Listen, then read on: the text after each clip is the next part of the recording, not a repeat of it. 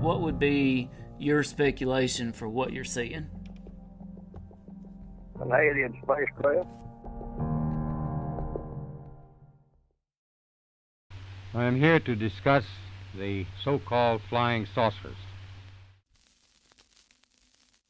We know now that in the early years of the 20th century, this world was being watched closely by intelligences greater than man's. Did the CIA write Wind of Change by the Scorpions?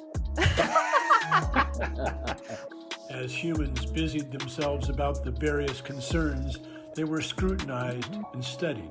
Dr. Loeb, what percentage chance do you give it that you have indeed uncovered extraterrestrial or non-human technology? With infinite complacence, people went about their affairs, yet across an immense ethereal gulf, intellects vast and unsympathetic drew their plans against us. All of a sudden, a stick out of nowhere landed right in front of us, and there was no tree, nothing overhead. Something threw it at us. Yeah. All things unexplained. So some of that, I think, sir, we'll save for closed session. All Things Unexplained is free to watch on YouTube and listen to wherever you get your podcasts. If you would like to support our show, you can visit our YouTube store. Additionally, you can find us on Venmo under All Things Unexplained. Be sure to check out our website, allthingsunexplained.com. All proceeds from the sales of Dr. Mounce's books on Amazon and Audible also go straight to our show. Hey, Unexplained Ones. Welcome back to another episode of All Things Unexplained. I'm Dr. Mounce, your guide through the strange and mysterious, and today we are celebrating World UFO Day. Hey, this is Smitty from All Things Unexplained. Happy UFO Day. Happy UFO Day, Unexplained Ones. We thank you for your open hearts and minds over the past 4 years. We hope that you will continue to journey with us into the unknown. Now, it's time to dive into the archives to bring you a special re-release of our very first episode.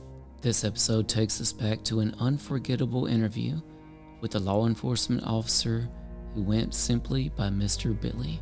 Mr. Billy witnessed the infamous Flora, Mississippi UFO encounter of 1977. It's a story that has captivated the world, and we're excited to share it with you again. Of particular interest with this episode was a never-before-heard revelation about Dr. J. Allen Hynek of Project Blue Book fame. So, it's time to sit back, keep an open mind, and get ready to explore the unknown on World UFO Day with All Things Unexplained.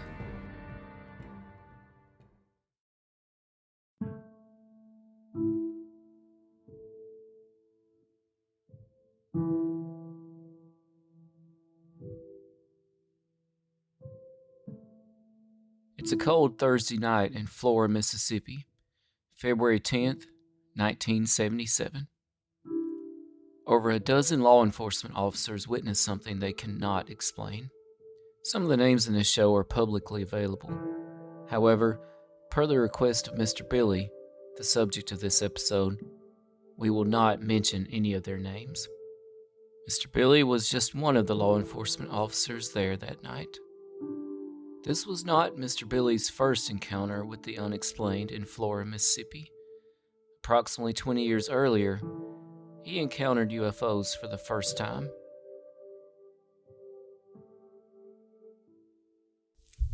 Well, the first sighting I saw was I was driving along and I looked over to my right, it was dark, and I saw a bright object over there that was changing colors from red to orange, green to blue. And I got to looking, I said, that's not the moon. And I got to watching it, and I didn't go very far, and all of a sudden it was stationed there, and all of a sudden it shot to the southwest at about a 45-degree angle, just like a tracer out of a rifle barrel. And I don't know how far it went, but it wasn't but just 2 or 3 seconds. It stopped dead still again, and I could see the colors it was changing. The red, orange, green, blue colors. Throughout the years, Mr. Billy had several encounters with UFOs. He had always kept this to himself until one night. I saw it several times. I would never tell nobody because I couldn't show them, and I knew, it's like seeing a bear across the road. Everybody would say, yeah, now we know we got them. But I wouldn't tell nobody until one night I got to the little restaurant down here where I was headed, and it was still up in the sky. There was 5 people in there, and I called them out and said, I'm going to show y'all something, and I showed it to them. That's the first time I mentioned seeing it. Come to find out, the 2 ladies that owned the restaurant, after they hadn't said anything about it, they had lived out here west of Flora on 22 on the way to Vicksburg, and they had an encounter with it where it come over their car and knocked the motor out. It scared them so bad they bought a house here in town on 3rd Street and moved from out there to Flora. Almost 4 years earlier, October 11th, 1973, 200 miles away on the coastal town of Pascagoula, Mississippi, Charles Hickson and Calvin Parker were abducted by aliens. They went on to report this encounter to the police. It has become one of the most infamous cases in all of ufology. My father-in-law was sheriff in the county just above him, and he knew sheriff. There was a sheriff there in Pascagoula, and I got an insight of what the sheriff told him. He said what they saw was real. He said they put him in a room when they got there. He said they were just all the pieces. And he said they put them in a room, with one of the viewing windows, and left them in there like they do a lot of suspects. And they got in the viewing one, and he said they was crying and moaning and getting down and praying. The younger boy, I think it completely changed him. I don't think it affected the older one. I see that I believe his name was Parker, one of them, the older ones. I used to see him come on and they would interview him again, and he told the same story. Flora, Mississippi, 4 years later. Well, before I got there, it was a deputy, off-duty city policeman, and his friend was in their truck, and they drove out across the cotton field to get to it, it started backing away from them and went back over the trees. And when they come back, it came back. The deputy and the constable was in a patrol car, and they were going west on Coxberry Road, and they were going out to get a bale of hay from his dad-in-law, which is about 1.5 miles this side of the siding. And they saw this light coming down. They thought it was an airplane crashing. So they went on around the road there for the mile level, how far it was. And when they got there, it was dark. And the thing was hovering below the tree line. You know how at night you can see the tree line and see the light above it. It was hovering above the tree line. So when I got there, he had got on the radio and called, and it was, at that time, probably at least 20 law enforcement officers there. And when I got there, and what happened when he saw it on the tree line, they thought then it was a helicopter. So it was about 400 yards across the cotton field where it was hovering. And the constable was riding shotgun, and he let the window down, and he said, cut your engine off, I can't hear anything. So he cut his engine off, and he still couldn't hear anything. So he took his flashlight and turned and shined it toward it, and when it did, the thing just zoomed right over the top of the car. At this point, the deputy decided they needed some more help. It was time to go pick up Mr. Billy. The deputy looked out and looked up, and it was hovering directly above him, and he said all he could see looked like a red flame or something in the center of the thing. And it scared him so bad, he didn't go forward. He went backwards and turned around and took off back towards Flora.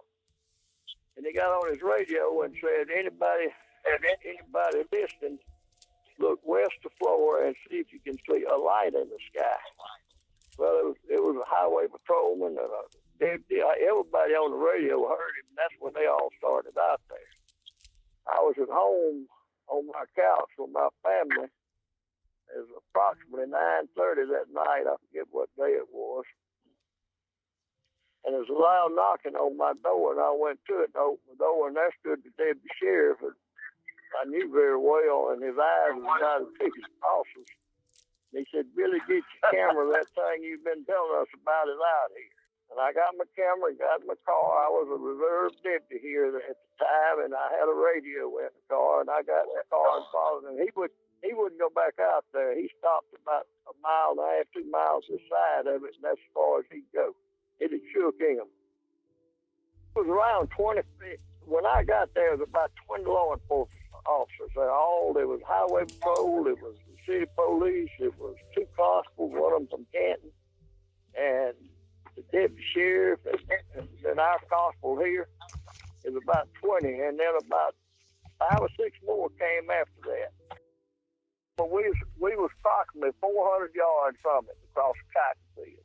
And it looked to me like it. Now this is, I didn't put no measure, knowing this is looking like it was between 20 and 30, 40 feet wide. Right at the center of it where the portholes was. And it looked like it was probably 20 feet longer or higher than it was wide. So it was a pretty good sized craft. So when I got there, the thing was hovering about, 15, 20 feet off the ground, or maybe closer. And it was metallic blue, and right around the center of it, it had a row of, they wasn't close together, they was probably several feet apart, a row of portholes, it looked like, in the ship. And there was a light. You could see it was lit up in there. And the thing was, as I said, metallic blue, and it was like you took 2 old plantation bales, the shape of it, and put them together with a big end and with a little end. It was big in the center, and it kind of tapered down on each end. And it was sitting there, and it was kind of swinging like a pendulum, barely moving back and forth, just like a pendulum does in a clock. And we sat there and watched it for, 30, 40 minutes. Anybody that sees this will know it's not a craft that we own. So then when it started drifting away, no noise, it just started rising very slowly, going to the northwest. And it went up over the trees. It was gradually ascending. And the city policeman here and his partner, they took off around the road and crossed the creek. It was boats to the creek. They crossed the creek, turned down the road there to the right. It was a gravel road. Went down there, and in a minute they got on the radio and said, "Y'all come on around here. It's here, over here." So we all went around there. By then it had gotten up several hundred feet high, and it was gradually going to the northwest. Flora wasn't the only small town in Mississippi experiencing bizarre events. That same night, I don't say it's the same object, but there's a lot of people in Belladonna, which is 60 miles north of here. They spotted it. I spotted something. It was similar to what we saw. About the same time, I don't remember when, the Mississippi chemical plant at Yazoo City got knocked down completely. The policeman I talked to, I went up there. The policeman I talked to, it was 2 of them. They was at the airport checking the security of the airport, and they saw the 2 of them come over and go toward the chemical plant. And they called the patrolman that was on duty or on patrol over there, and he saw them go, and the things hovered right over the electrical power grid that supplies the plant.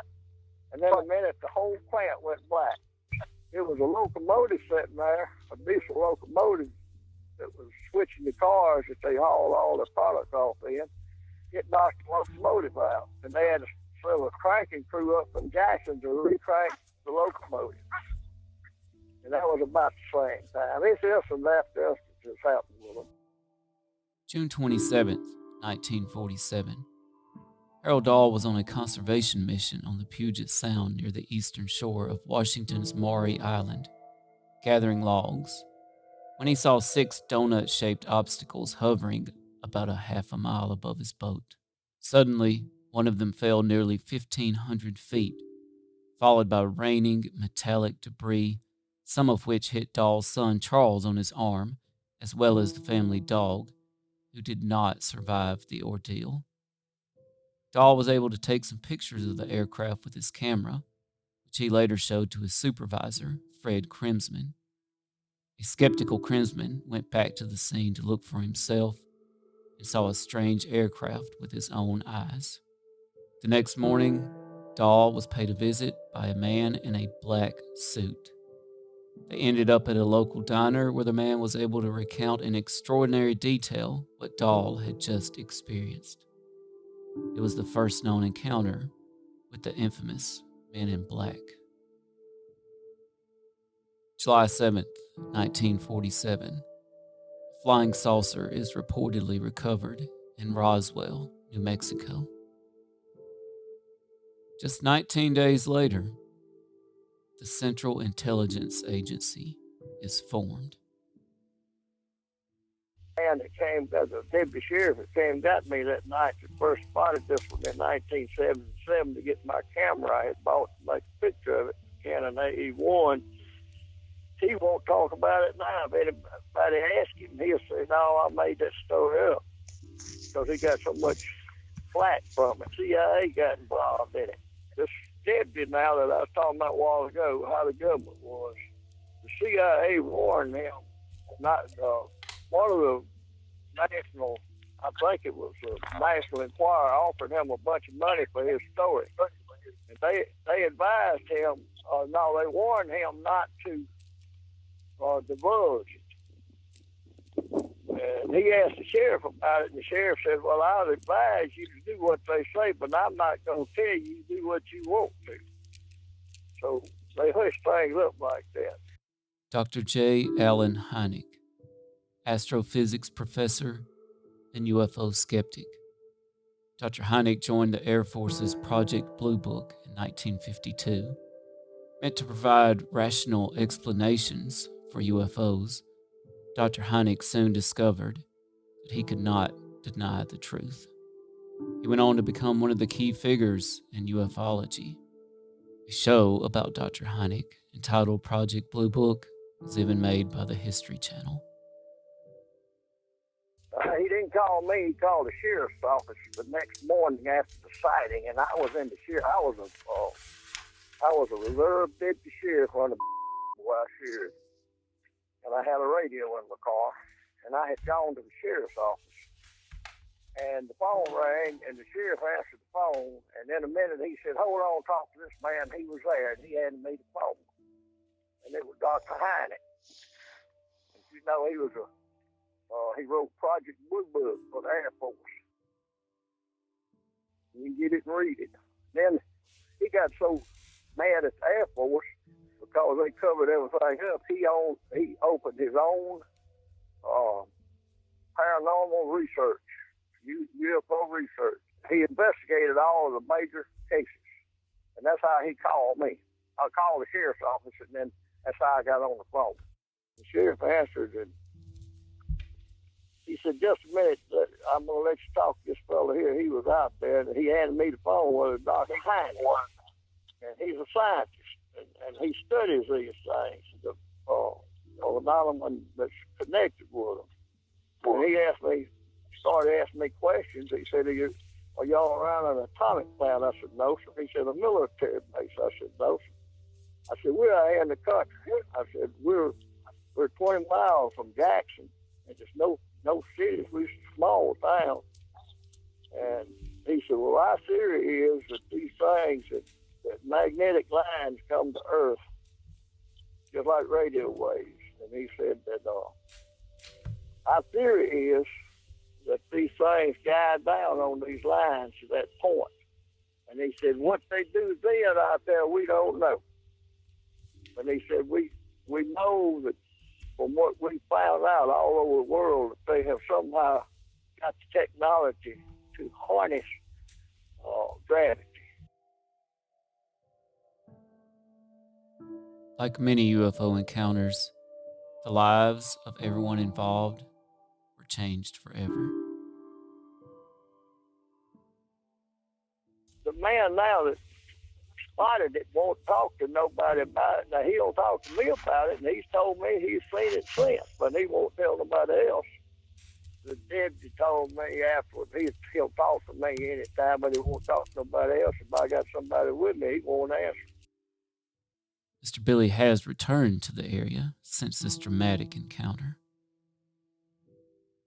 I've carried folks out there and showed them I hadn't been right to it, but I'll tell you something else that just came to my mind. That was in March, I believe, that year. Well, in July, cotton was up about waist high.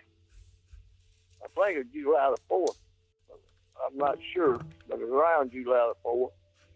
My brother-in-law owns a flying service, and we was flying in one of his planes, and I said, I want you to fly over where we saw that UFO, and we flew over it.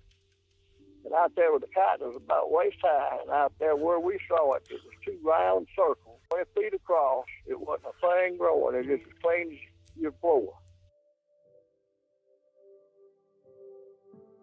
This was not the last encounter for Mr. Billy and the people of the region.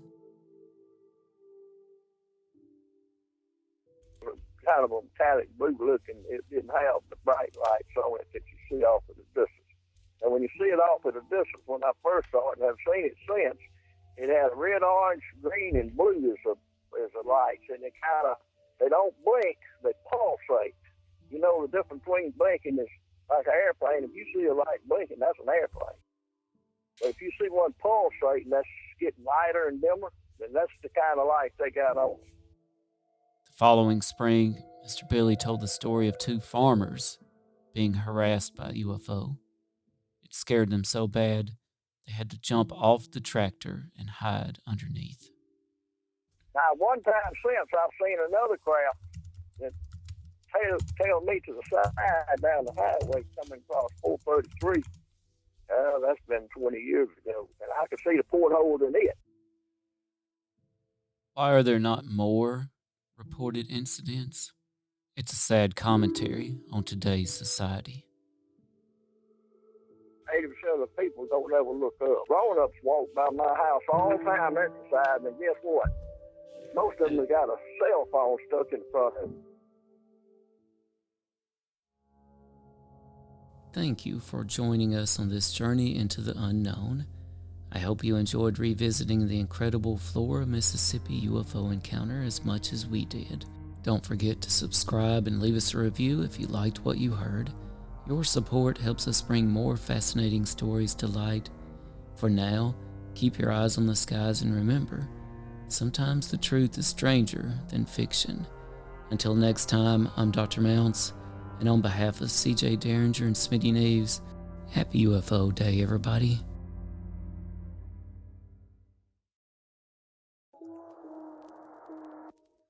All things unexplained. What's your hot take on Travis Taylor?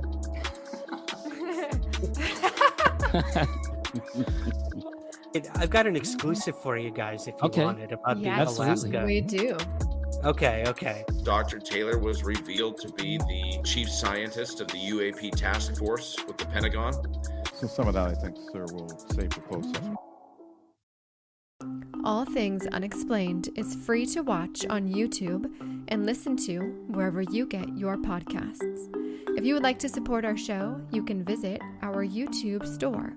Additionally, you can find us on Venmo under All Things Unexplained. Be sure to check out our website, allthingsunexplained.com. All proceeds from the sales of Dr. Mounts' books on Amazon and Audible also go straight to our show.